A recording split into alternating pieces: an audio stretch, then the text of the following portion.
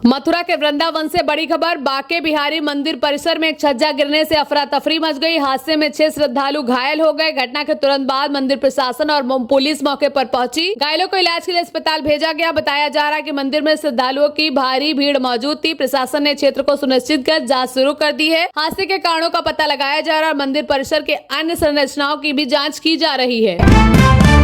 जयपुर से बड़ी खबर। दुबई से दिल्ली जा रही एक उड़ान को जयपुर में उतारना पड़ा। बताया जा रहा है चालक दल के निर्धारित कार्य समय की सीमा पूरी होने के कारण यह फैसला लिया गया। विमान जयपुर पहुंचने के बाद कई यात्रियों ने नाराजगी जताई और विरोध किया। यात्रियों का कहना था कि उन्हें समय पर पूरी जानकारी नहीं दी गई। एयरलाइन की ओर से यात्रियों के लिए वैकल्पिक व्यवस्था की गई। घटना के बाद हवाई यात्रा प्रबंध को लेकर सवाल उठने लगे। हिमाचल प्रदेश में मौसम को लेकर बड़ा अपडेट सामने आया है। आज कई इलाकों में भीषण गर्मी और लू का असर देखने को मिल सकता है। वहीं मौसम विभाग ने कल के लिए आंधी, गरज और ओलावृष्टि का अलर्ट जारी किया है। शिमला, मनाली समेत कई पहाड़ी क्षेत्रों में मौसम अचानक बदल सकता है। लोगों को खराब मौसम के दौरान सतर्क रहने की सलाह दी गई। आने वाले दिनों में तापमान गिरावट और राहत मिलने की संभावना जताई जा रही है। हिमाचल प्रदेश के कांगड़ा जिले से चौंकाने वाली खबर सामने आई है। ज्वालाजी अस्पताल में मरीजों को नाश्ते में फफूंदी लगे ब्रेड परोसने का आरोप लगा है। इसका वीडियो सामने आने के बाद मामला गर्मा गया है। मरीजों और परिजनों ने भोजन की गुणवत्ता पर सवाल उठाए हैं। वीडियो वायरल होने के बाद अस्पताल प्रशासन हरकत में आया है और मामले की जाँच शुरू कर दी गई है। स्वास्थ्य विभाग ने भी रिपोर्ट मांगी है। घटना के बाद अस्पताल की व्यवस्थाओं पर सवाल खड़े हो गए हैं।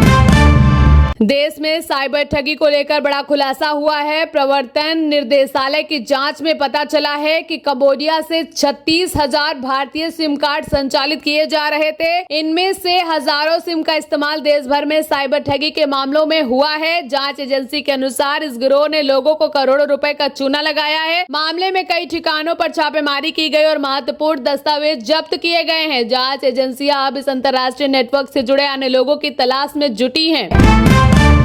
जयपुर से बड़ी खबर। खो नगुरियान इलाके में पटाखा बनाने वाली इकाई में भीषण आग लगने से अफरा तफरी मच गई। आग के साथ हुए धमाके में कई लोग इसकी चपेट में आ गए। हादसे में कई लोगों की मौत हो गई जबकि कई अन्य गंभीर रूप से झुलस गए हैं। दमकल और बचाव दल ने मौके पर पहुंचकर राहत कार्य शुरू कर दिया। घायलों को अस्पताल में भर्ती कराया गया है। प्रारंभिक जानकारी के अनुसार इकाई अवैध रूप से संचालित की जा रही थी। प्रशासन ने इस मामले की जाँच शुरू कर दी है। अयोध्या से बड़ी खबर। राम मंदिर चढ़ावा मामले को लेकर सियासत गर्मा गई है। समाजवादी पार्टी प्रमुख अखिलेश यादव ने मामले पर सवाल उठाते हुए पूछताछ की। दोषियों को संरक्षण कौन दे रहा है? रिपोर्ट के अनुसार चढ़ावे और वित्तीय लेन देन से जुड़े आरोपों को लेकर विवाद बढ़ गया है। विपक्ष इस मामले की निष्पक्ष जाँच की मांग कर रहा है। वहीं संबंधित पक्षों की ओर से आरोपों का जवाब भी दिया जा रहा है। मामले को लेकर राजनीतिक बयानबाजी तेज हो गई है और अब सभी की नजर जाँच की दिशा पर टिकी है। बड़ी खबर। मध्य प्रदेश से राज्यसभा चुनाव से पहले कांग्रेस को बड़ा झटका लगा है। कांग्रेस उम्मीदवार मीनाक्षी नटराजन का नामांकन रद्द कर दिया गया है। उन पर शपथ पत्र में एक मामले की जानकारी नहीं देने का आरोप लगा है। इसके बाद चुनाव अधिकारी ने नामांकन खारिज कर दिया है। कांग्रेस ने इस फैसले का विरोध करते हुए चुनाव आयोग से शिकायत की है। पार्टी का कहना है कि कोई आपराधिक मामला दर्ज नहीं था, इसलिए जानकारी छिपाने का सवाल ही नहीं उठता। अब इस मामले पर सियासी घमासान तेज हो गया है। मध्य पूर्व में तनाव एक बार फिर तेज हो गया है। इजराइल और ईरान के बीच टकराव बढ़ता दिख रहा है। दोनों पक्षों के बीच हमलों और जवाबी कार्रवाई की खबरें सामने आ रही। इस बीच अमेरिका भी हालात पर नजर बनाए हुए है और बातचीत के जरिए तनाव कम करने की कोशिश चल रही है। उधर हिजबुल्लाह ने भी संघर्ष को लेकर सख्त रुख दिखाया है। लगातार बढ़ते तनाव से पूरे क्षेत्र में चिंता बढ़ गई है और दुनिया की नजर अब आने वाले कदमों पर टिकी है। क्रिकेट प्रेमियों के लिए अच्छी खबर। भारत और अफगानिस्तान के बीच एक दिवसीय श्रृंखला से पहले हार्दिक पांड्या की फिटनेस को लेकर बड़ा अपडेट सामने आया है। टीम प्रबंधक को उम्मीद है कि हार्दिक पूरी तरह फिट होकर मैदान में उतरेंगे। उनके खेलने की संभावना काफी मजबूत बताई जा रही है। हार्दिक के उपलब्ध रहने से भारत की बल्लेबाजी और गेंदबाजी दोनों को मजबूती मिलेगी। वहीं टीम संयोजन को भी लेकर मंथन जारी है। अफगानिस्तान के खिलाफ पहले मुकाबले में भारत मजबूत एकादश के साथ उतर सकता है। बड़ी खबर, पाकिस्तान और अफगानिस्तान सीमा से पाकिस्तान की ओर से किए गए हवाई हमले में 13 लोगों की मौत हो गई। मरने वालों में 11 बच्चे भी शामिल बताए जा रहे हैं। इस हमले में कई महिलाएं और अन्य लोग घायल हुए हैं। अफगानिस्तान ने हमले पर कड़ी निंदा की है और इसे नागरिकों पर हमला बताया है। घटना के बाद दोनों देशों के बीच तनाव और बढ़ गया है। इलाके में हालात तनावपूर्ण बने हुए हैं और सुरक्षा बलों की गतिविधियां तेज कर दी गई हैं। प्रधानमंत्री नरेंद्र मोदी के कार्यकाल के 12 साल पूरे हो गए हैं। इस दौरान कई बड़े फैसले और योजनाओं को लेकर उनकी सरकार चर्चा में रही। रिपोर्ट में मोदी के कार्यकाल की तुलना देश के पहले प्रधानमंत्री जवाहरलाल नेहरू और पूर्व प्रधानमंत्री इंदिरा गांधी के दौरे से की गई। भाजपा और राष्ट्रीय स्वयंसेवक संघ के सहयोग से मोदी ने राष्ट्रीय राजनीति में मजबूत पकड़ बनाई है। समर्थक इसे विकास और मजबूत नेतृत्व का दौरा बता रहे हैं, जबकि विपक्ष कई मुद्दों पर सवाल उठा रहा। मोदी के 12 साल अब देश की राजनीति का बड़ा विषय बन गए हैं। सोना और चांदी खरीदने वालों के लिए राहत की खबर। पिछले 10 दिनों में सोने और चांदी के दाम में गिरावट दर्ज की गई है। सोना करीब 2,700 रुपए तक सस्ता हुआ है, जबकि चांदी के भाव में 4,000 से ज्यादा कमी आई है। अंतर्राष्ट्रीय बाजार और मांग में बदलाव को इसकी मुख्य वजह माना जा रहा है। जानकारों का कहना है कि कीमतों में नरमी से खरीदारों का फायदा मिल सकता है। बाजार की नजर अब आने वाले दिनों के भाव पर बनी हुई है।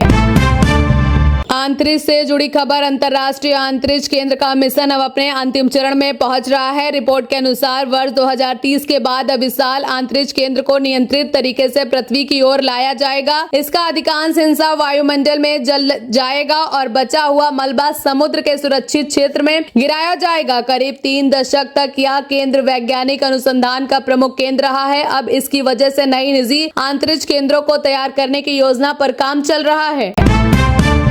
बड़ी खबर, प्रधानमंत्री नरेंद्र मोदी के कार्यकाल के 12 साल पूरे होने पर भारतीय जनता पार्टी देश भर में उपलब्धियां गिना रही है। इस मौके पर कई कार्यक्रम आयोजित किए जा रहे हैं। रिपोर्ट के अनुसार मोदी अब देश के सबसे लंबे समय तक सेवा देने वाले निर्वाचित प्रधानमंत्री भी बन गए हैं। सरकार जन कल्याण, आधारभूत ढांचे, किसानों और गरीबों के लिए चलाई गई योजनाओं को अपनी बड़ी उपलब्धि बता रही है। वहीं विपक्ष रोजगार, महंगाई और अन्य मुद्दों को लेकर सरकार पर निशाना साध रहा है। 12 साल का यह सफर देश की राजनीति में चर्चा का मुख्य विषय बना हुआ है।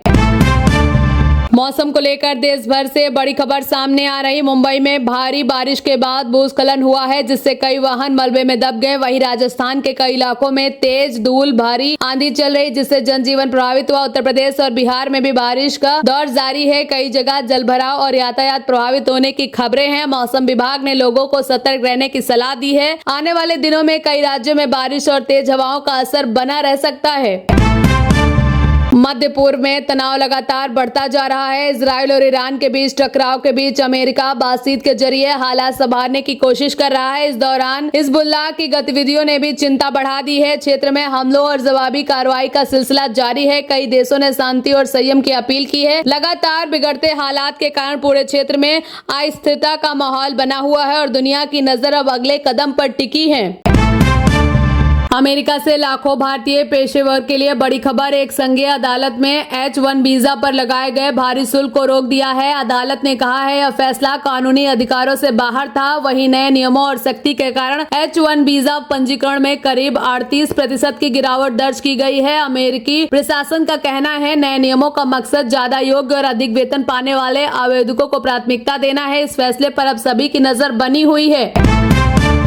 चंडीगढ़ से दिल्ली जा रही एक उड़ान में हड़कंप मच गया। एक यात्री ने विमान की खिड़की का हिस्सा तोड़ दिया, जिसके बाद चालक दल ने तुरंत स्थिति संभाली। घटना के बाद यात्री को सुरक्षा एजेंसियों के हवाले कर दिया गया। विमान सुरक्षित रूप से अपने गंतव्य पर पहुंच गया। अब संबंधित एजेंसियां मामले की जांच कर रही हैं। रिपोर्ट के अनुसार आरोपी यात्री को नो फ्लाई सूची के डालने की तैयारी भी की जा रही है। घटना के बाद हवाई सुरक्षा को लेकर सवाल उठने लगे हैं। देश भर में मौसम का मिजाज बदला हुआ है। मुंबई में भारी बारिश के बाद भूस्खलन हुआ है, जिससे कई वाहन मलबे में दब गए। राजस्थान के कई इलाकों में तेज धूल भारी आंधी चली, जिससे दृश्यता कम हो गई है और जनजीवन प्रभावित हुआ है। वहीं उत्तर प्रदेश और बिहार में बारिश ने लोगों को गर्मी से राहत दी है, लेकिन कई जगह जलभराव की स्थिति भी बनी है। मौसम विभाग ने कई राज्यों में बारिश, आंधी और खराब मौसम को लेकर सतर्क रहने की सलाह दी। जम्मू कश्मीर और लद्दाख को हर मौसम में जोड़ने वाली जोजिला सुरंग में आज ऐतिहासिक उपलब्धि हासिल हुई है। सुरंग के दोनों सिरों का सफल मिलान हो गया है। करीब 13 किलोमीटर लंबी यह सुरंग पूरी होने पर क्षेत्र की सबसे अहम संपर्क परियोजना में शामिल होगी। इससे शुरू होने से श्रीनगर और लद्दाख के बीच साल भर आवाजाही संभव हो सकेगी। भारी बर्फबारी के कारण बंद रहने वाला जोजिला दर्रा बड़ी राहत देने वाला है। यह परियोजना सामरिक और आर्थिक दोनों दृष्टि से बेहद महत्वपूर्ण मानी जा रही है। तृणमूल कांग्रेस में जारी अंदरूनी घमासान और तेज हो गया है। पार्टी सांसद कल्याण बनर्जी और कीर्ति आजाद ने बगावत करने वाले सांसदों पर निशाना साधते उन्हें गद्दार बताया है। दोनों नेताओं ने कहा कि अगर बागी सांसदों में हिम्मत है तो पहले सांसद पद से इस्तीफा दे और फिर जनता के बीच आए। पार्टी नेतृत्व ने साफ किया है कि ऐसे नेताओं के जाने से तृणमूल कांग्रेस कमजोर नहीं होगी। पश्चिम बंगाल की राजनीति से इस घटनाक्रम ने सियासी हलचल बढ़ा दी है।